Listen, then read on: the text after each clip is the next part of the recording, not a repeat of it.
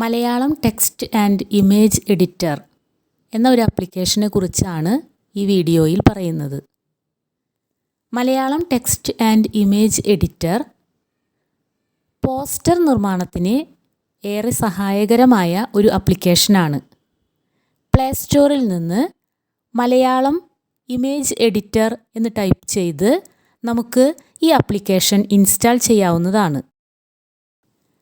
Malayalam image editor ഉപയോഗിച്ച് തയ്യാറാക്കിയ 2 പോസ്റ്ററുകളാണ് ഇവിടെ കാണാൻ കഴിയുന്നത്. നമ്മുടെ ഫോണിൽ മലയാളം ഇമേജ് എഡിറ്റർ ആപ്ലിക്കേഷൻ്റെ ഐക്കണിൽ ക്ലിക്ക് ചെയ്യുമ്പോൾ നമ്മുടെ മൊബൈലിൽ പ്രത്യക്ഷമാകുന്ന വിൻഡോ ആണ് ഇവിടെ കാണിച്ചിരിക്കുന്നത്. ഇതിൽ ഏറ്റവും താഴെ റൈറ്റ് സൈഡിൽ ഒരു പ്ലസ് ചിഹ്നം നമുക്ക് കാണാം.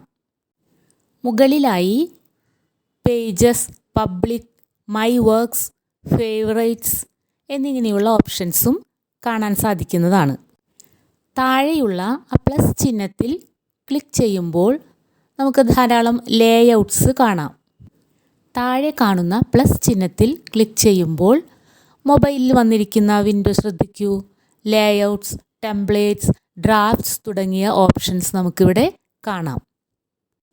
ഇവിടെ നമ്മൾ സെലക്ട് ചെയ്തിരിക്കുന്നത് ബ്ലാങ്ക് ലേഔട്ടിലെ പോർട്രേറ്റ് എന്ന ഓപ്ഷനാണ്. അതിനടുത്തായി തന്നെ ലാൻഡ്സ്കേപ്പ്, സ്ക്വയർ എന്നിങ്ങനെ ഓപ്ഷൻസും നമുക്ക് കാണാം.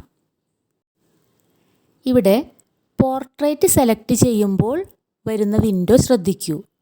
ഈ വൈറ്റ് ഷെയ്ഡ് കാണുന്ന ഭാഗമാണ് നമ്മുടെ ഫീൽഡ്. ഇതിന് താഴെ new layer, size, editor background, preview, settings, save എന്നിങ്ങനെയുള്ള ഓപ്ഷൻസും തന്നിട്ടുണ്ട്. ന്യൂ ലെയർ ക്ലിക്ക് ചെയ്യുമ്പോൾ വരുന്ന വിൻഡോ ശ്രദ്ധിക്കൂ. ആഡ് ടെക്സ്റ്റ്, ആഡ് ഇമേജ് എന്നിങ്ങനെ ഈ പോസ്റ്ററിലേക്ക് നമ്മൾ എന്തൊക്കെയാണ് ആഡ് ചെയ്യേണ്ടത് അതിനുള്ളൊരു പാത്താണിത്. അപ്പോൾ പോസ്റ്റർ തയ്യാറാക്കുന്നതിന് മുൻപ് തന്നെ നമ്മൾ തയ്യാറാക്കേണ്ട പോസ്റ്ററിനെ കുറിച്ച് നമുക്കൊരു ധാരണ ഉണ്ടായിരിക്കണം.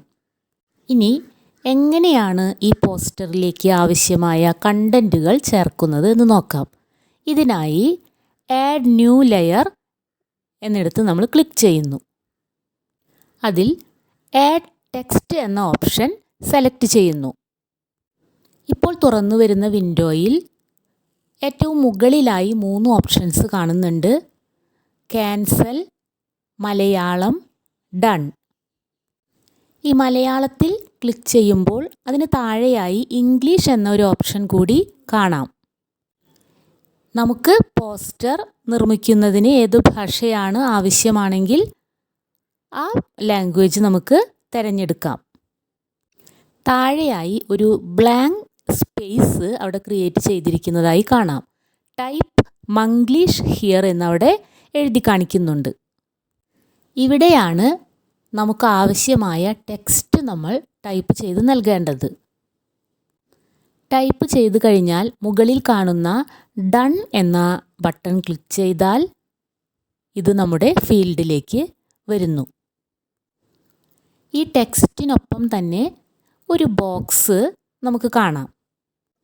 ചേഞ്ച്, ഫോണ്ട്, കളർ തുടങ്ങി ധാരാളം ഓപ്ഷൻസ് ഈ ബോക്സിൽ എഴുതിയിട്ടുണ്ട്. ഇവയിൽ ആവശ്യമായ ഓപ്ഷൻസ് സെലക്ട് ചെയ്ത് നാം ടൈപ്പ് ചെയ്ത കണ്ടൻറ്റിൽ നമുക്ക് ആവശ്യമായ മാറ്റങ്ങൾ വരുത്താവുന്നതാണ്.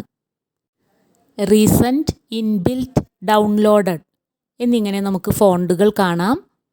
നമുക്ക് ഏത് ഫോണ്ടാണ് ആവശ്യമായി വരുന്നത് എന്ന് നോക്കി കണ്ടൻറ്റ് നമുക്ക് ഈ ടെക്സ്റ്റിൽ മാറ്റങ്ങൾ വരുത്താം. അതുപോലെ തന്നെ ഈ ടെക്സ്റ്റിൻ്റെ കളർ നമുക്ക് മാറ്റം വരുത്താം. കൂടുതൽ കണ്ടൻറ്റുകൾ നൽകുന്നതിനായി വീണ്ടും ന്യൂ ലെയറിൽ പോകുന്നു, ആഡ് ടെക്സ്റ്റ് നൽകുന്നു. നമുക്ക് ആവശ്യമായ ടെക്സ്റ്റ് ടൈപ്പ് ചെയ്ത് ചേർക്കുന്നു. ഇനി എങ്ങനെയാണ് ഒരു ഇമേജ് ചേർക്കുന്നത് എന്ന് നോക്കാം. ഈ ടെക്സ്റ്റ് ചേർത്തതുപോലെ തന്നെ ന്യൂ ലെയറിൽ പോകുന്നു, ആഡ് ഇമേജിൽ ക്ലിക്ക് ചെയ്യുന്നു.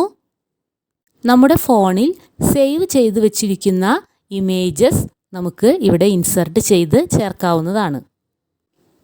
അതുപോലെ ഈ ടെക്സ്റ്റ് സെലക്ട് ചെയ്ത് നമുക്ക് ഇവയ്ക്ക് ബാക്ക്ഗ്രൗണ്ട് ആവശ്യമായിട്ടുള്ള നിറം കൊടുക്കാം, ബോർഡർ നൽകാം. എഡിറ്റിംഗ് പൂർത്തിയായാൽ നമുക്ക് ഈ പോസ്റ്റർ സേവ് ചെയ്യാം.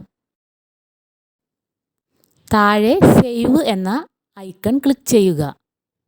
ഏത് റെസല്യൂഷനിലാണ് സേവ് ചെയ്യേണ്ടത് എന്ന് ചോദിക്കും. നമുക്ക് ആവശ്യമായ റെസല്യൂഷൻ സെലക്ട് ചെയ്യുക.